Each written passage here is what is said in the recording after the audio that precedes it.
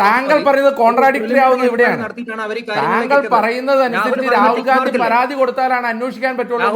രാഹുൽ ഗാന്ധിയുടെ വാർത്താ സമ്മേളനത്തിലെ ഏറ്റവും പ്രധാനപ്പെട്ട രണ്ട് കാര്യങ്ങൾ എന്തിനാണ് ഈ ഇലക്ഷൻ കാണിക്കുന്ന ഡോക്യുമെന്റ്സ് പോളിംഗ് ഓഫീസർ ഇഷ്യൂ ചെയ്ത ഡോക്യുമെന്റ് അല്ല എന്ന് കർണാടക സിഇഒ രാഹുൽ ഗാന്ധി കൊടുത്തിട്ട്, അപ്പോൾ രാഹുൽ ഗാന്ധി കാണിക്കുന്ന ഈ കള്ളത്തെളിവുകൾ എവിടെ നിന്നാണ് വന്നത് എന്ന് അദ്ദേഹം വെളിപ്പെടുത്തിയിട്ടുണ്ട്. ഒന്ന് കോൺട്രാഡിക്ടറി ആയ സ്റ്റേറ്റ്മെന്റ്. എന്നാ ഞാൻ താങ്കളോട് ഒരു കാര്യം ചോദിക്കട്ടെ. ഈ ഇലക്ഷൻ വോട്ട് ചെയ്തിട്ടുണ്ടോ എന്നുള്ളതിൽ നമ്മുടെ ആരുടെ കയ്യിലാണ് ഈ വളരെ കൃത്യമോ അതോറിറ്റേറ്റീവായിട്ടുള്ള ഒരു രേഖകളുള്ള എവിടെയാണ്?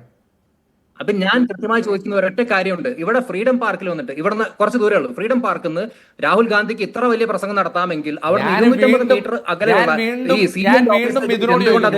ഏത് പരാതിയുടെ അടിസ്ഥാനത്തിലാണ് രാഹുൽ ഗാന്ധി പരാതി കൊടുത്തില്ല അതുകൊണ്ട് അന്വേഷിക്കാൻ പറ്റില്ല എന്നുള്ളതാണ് നിങ്ങളുടെ വാദഗതി? ശരി, ഞാൻ മറുപടി പറയാം. താങ്കളുടെ ചോദ്യം ഞാൻ കേട്ടു. ഫ്രീഡം പാർക്കിന്റെ അടുത്താണ് ഇലക്ഷൻ കമ്മീഷൻ, എന്തുകൊണ്ട് കൊടുത്തില്ല എന്നുള്ളത് ഞാൻ മറുപടി പറയാം. ശരി, ഇപ്പോൾ ഈ ഇതിനകത്ത് പ്രധാനപ്പെട്ട കുറ്റാരോപിതർ ആരാണ്? ഇലക്ഷൻ കമ്മീഷൻ തന്നെയല്ലേ? ആ ഇലക്ഷൻ കമ്മീഷന്റെ അടുത്ത് പരാതി ഏത് രീതിയിൽ കൊടുക്കണം എന്നുള്ളതിന്റെ അടിസ്ഥാനം എന്താണ്? ഈ ഇലക്ഷൻ കമ്മീഷനെ കുറിച്ചുള്ള പരാതി ഇലക്ഷൻ കമ്മീഷൻ കൊടുക്കണം. അതാണല്ലോ താങ്കൾ പറഞ്ഞു വരുന്നത്. ഇനി അത് കൊടുക്കാം. എൻ്റെ ചോദ്യം ഇതാണ്, ഇപ്പോൾ രാഹുൽ ഗാന്ധി പരാതി കൊടുത്തില്ല അതുകൊണ്ട് അന്വേഷിക്കാൻ പറ്റില്ല എന്നുള്ളതാണ് ഇലക്ഷൻ കമ്മീഷൻ പറയുന്നത്. അങ്ങനെയാണെങ്കിൽ എന്തിനാണ് രാഹുൽ ഗാന്ധിയുടെ പത്രസമ്മേളനത്തിലെ 2 കാര്യങ്ങൾ മാത്രം എടുത്ത് UP ഇലക്ഷൻ കമ്മീഷനും കർണാടക ഇലക്ഷൻ കമ്മീഷനും മറുപടി പറഞ്ഞത്? എന്തിനാണ്? രാഹുൽ ഗാന്ധിയുടെ പരാതി നിങ്ങൾക്ക് കിട്ടിയിട്ടില്ലല്ലോ, രാഹുൽ ഗാന്ധി എവിഡൻസ് കൊടുത്തില്ല എന്നാണ് നിങ്ങൾ പറയുന്നത്. പിന്നെ എന്തിനാണ് രാഹുൽ ഗാന്ധിയുടെ പത്രസമ്മേളനത്തിലെ 2 കാര്യങ്ങൾ മാത്രം എടുത്ത് UP യിലെയും കർണാടകയിലെയും ഇലക്ഷൻ കമ്മീഷൻ മറുപടി പറയുന്നത്? എന്തിനാണ്? അതും ഏറ്റവും ഫൂളിഷസ് ആയിട്ടുള്ള മറുപടി. തെളിവുകൾ വേണമെന്നാണ് അവർ ആവശ്യപ്പെടുന്നത്. അതിന് നിങ്ങളുടെ നേതാവ് തയ്യാറല്ല. അതാണ് അല്ലല്ല, ഒറ്റ സെക്കൻഡ് അബിൻ.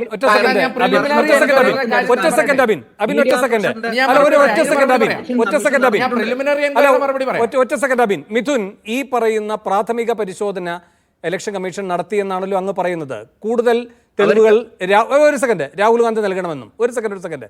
രാഹുൽ ഗാന്ധി തെരഞ്ഞെടുപ്പ് കമ്മീഷനോട് ആവശ്യപ്പെട്ട രേഖകളുടെ അടിസ്ഥാനത്തിൽ രാഹുൽ ഗാന്ധിയും ഒരു ടീമും കണ്ടെത്തിയ കാര്യങ്ങളാണിത്. അല്ല, രാഹുൽ ഗാന്ധി പുറമേ എവിടെ നിന്നെങ്കിലും കൊണ്ടുവന്ന ഒരു രേഖയല്ല ഇത്. ഈ രേഖയുടെ ആധികാരികതയിൽ സംശയമുണ്ട് എങ്കിൽ അതിന്റെ ഉത്തരം പറയേണ്ടത് രാഹുൽ ഗാന്ധി അല്ല. രാഹുൽ ഗാന്ധിക്ക് ഈ രേഖകൾ കൊടുത്ത തെരഞ്ഞെടുപ്പ് കമ്മീഷനാണ്. അബിൻ എന്താണ് ഈ പ്രിലിമിനറി എൻക്വയറിയുമായി ബന്ധപ്പെട്ട്? മിഥുൻ വരാം. മിഥുൻ ഒന്ന് സഹകരിക്കൂ. അബിൻ,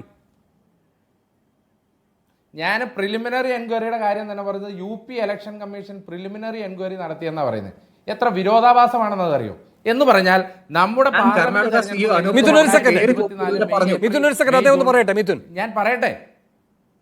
ഞാൻ പറയട്ടെ UP ഇലക്ഷൻ കമ്മീഷൻ ഇവിടെ മറുപടി കൊടുത്തു. എന്താ മറുപടി കൊടുത്തേ? ആദിത്യ ശർമ്മയുടെയും വിശാൽ സിംഗിന്റെയും പേര് ഇപ്പോൾ ഇലക്ട്രോളിൽ ഇല്ല എന്നുള്ളതാണ് അവരുടെ മറുപടി. എന്നാണ് പാർലമെന്റ് തെരഞ്ഞെടുപ്പ് കഴിഞ്ഞത്? പാർലമെന്റ് തെരഞ്ഞെടുപ്പ് കഴിഞ്ഞത് 2024 മെയ് മാസത്തിലാണ്, ഏപ്രിൽ മെയ് മാസത്തിലാണ്. ഒക്ടോബർ മാസത്തിൽ എല്ലാ കൊല്ലവും ഇലക്ട്രോൾ ഇറങ്ങുമെന്ന് താങ്കൾ പറഞ്ഞല്ലോ. ഒക്ടോബർ മാസത്തിലെ ഡ്രാഫ്റ്റ് റോളിൽ പാർലമെന്റ് ഇലക്ഷൻ കഴിഞ്ഞ 2024 ഒക്ടോബർ മാസത്തിലെ ഡ്രാഫ്റ്റ് റോളിൽ ഈ ആദിത്യ ശ്രീവാസ്തവയുടെ പേരുണ്ട്. ആ ഇലക്ട്രോൾ ഇന്നും വെബ്സൈറ്റിൽ അവൈലബിൾ ആണ്. ജാനുവരി 2025 ഫൈനൽ ഇലക്ട്രോളിൽ ആദിത്യ ശ്രീവാസ്തവയുടെ പേരുണ്ട്. ആ ഇലക്ട്രോൾ ഇന്നും വെബ്സൈറ്റിൽ അവൈലബിൾ ആണ്. മാർച്ച് 16-ാം തീയതിയാണ് രാഹുൽ ഗാന്ധി ഈ സ്ക്രീൻഷോട്ട് എടുക്കുന്നത്. ആ സ്ക്രീൻഷോട്ട് എടുക്കുന്ന ദിവസം ആദിത്യ ശ്രീവാസ്തവ ഇലക്ട്രോളിലുണ്ട്. പക്ഷെ പൊടുന്നനെ ഈ ആരോപണം വന്നതിന് പിന്നാലെ എന്താ സംഭവിച്ചത്? 2 ദിവസത്തായിട്ട് വെബ്സൈറ്റ് ഡൗൺ ആണ്. പിന്നീട് കാണുന്നത് ഈ വെബ്സൈറ്റിൽ ആദിത്യ ശ്രീവാസ്തവയുടെ പേരില്ല.